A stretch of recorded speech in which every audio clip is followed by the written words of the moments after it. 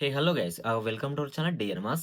మన రోషన్ గారి నుంచి వచ్చిన మూవీ 'చాంపియన్'. ఇక ఈ మూవీ ఏ విధంగా ఉంది అనేది మనం ఈ వీడియో మాట్లాడుకుందాము. ఎక్కువ లాగ్ చేయను, జస్ట్ షార్ట్ అండ్ స్వీట్‌గా చెప్పేస్తాను. మీరు ఈ మూవీని థియేటర్‌లో చూస్తారా, టీవీలో చూస్తారా, ఓటీటీలో చూస్తారా అనేది మీ ఇష్టము. కానీ ఖచ్చితంగా ఈ మూవీని మాత్రం చూడండి.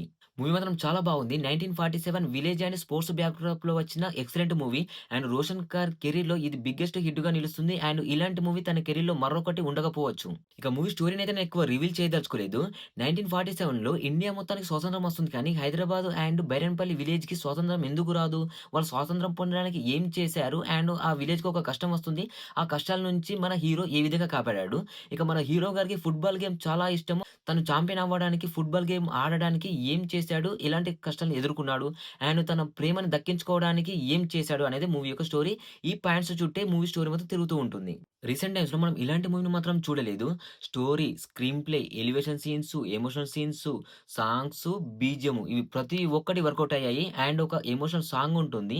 'చాందమామ' అనుకుంటూ వస్తుంది. ఆ సాంగ్‌కి కొన్ని ఎమోషనల్ సీన్స్ ఉంటాయి. ఎంత బాగా వర్కౌట్ అయ్యాయంటే అవిట్లని చూస్తే అంటే ఆ సీన్స్‌ని చూస్తే మన గుండె తరుక్కుపోతుంది. ఈ మూవీని డైరెక్ట్ చేసిన ప్రదీప్ గారైతే ప్రతి ఒక్క సీన్‌ని చాలా ప్రాపర్‌గా రాసుకున్నాడు. ప్రతి ఒక్క డైలాగ్‌ని చాలా ఎమోషనల్‌గా రాసుకున్నాడు. ప్రతి ఒక్క సీన్‌కి ఒక అర్థం ఉంటుంది. అండ్ ఒక డీసెంట్ కంక్లూజన్ గూడా ఉంటుంది. ఇక 'రోషన్' గారి యాక్టింగ్ గురించి తన గురించి సెపరేట్‌గా చెప్పనవసరం లేదు.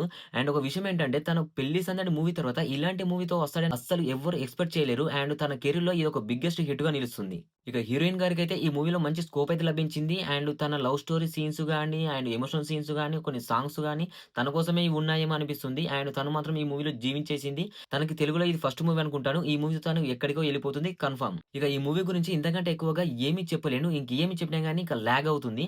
ప్రతి ఒక్క వర్గానికి ఈ మూవీ ఖచ్చితంగా నచ్చుతుంది. అండ్ మీరు ఎలాంటి డౌట్స్ పెట్టుకోకుండా కళ్ళు మూసుకొని ఈ మూవీకి వెళ్ళండి.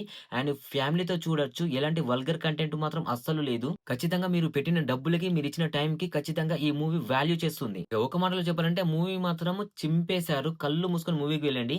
ఇలాంటి జెన్యూన్ రివ్యూ కోసం, జెన్యూన్ అప్డేట్స్ కోసము మన ఛానెల్‌ని ఫాలో చేస్తున్నామని నేను రెగ్యులర్ మీతో టచ్‌లోనే ఉంటాను. అండ్ నెక్స్ట్ రివ్యూలో మళ్ళీ కలుద్దాం. Thanks for watching. By by.